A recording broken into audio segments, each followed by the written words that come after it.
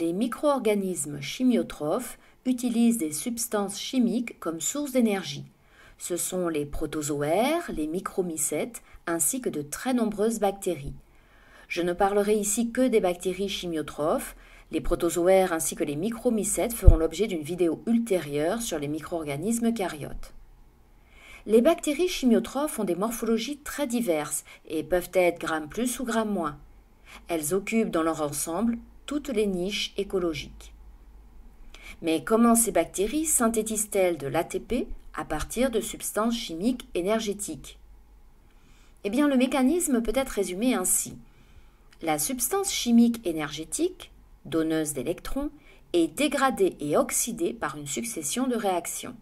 Et quelle que soit la voie énergétique empruntée, fermentaire ou oxydative, elle permettra d'une part la réduction du nicotinamide adénine dinucléotide, NAD+, en NADH, H+, et d'autre part la phosphorylation d'adénosine diphosphate ADP en adénosine triphosphate ATP.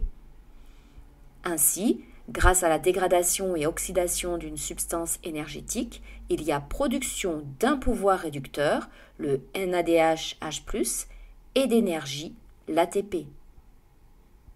Je parlerai plus précisément des fermentations et des respirations bactériennes dans une vidéo ultérieure sur le métabolisme énergétique. Selon la nature de cette substance énergétique donneuse d'électrons, on distingue deux sous-catégories de bactéries chimiotrophes. Les chimiolithotrophes, qui utilisent un donneur d'électrons minéral, et les chimio-organotrophes, qui utilisent un donneur d'électrons organique.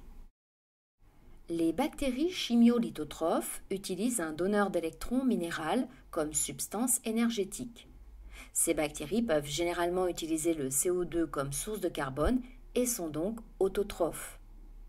Elles forment un groupe restreint de bactéries intervenant essentiellement dans les cycles de la matière, dans le sol et dans les eaux.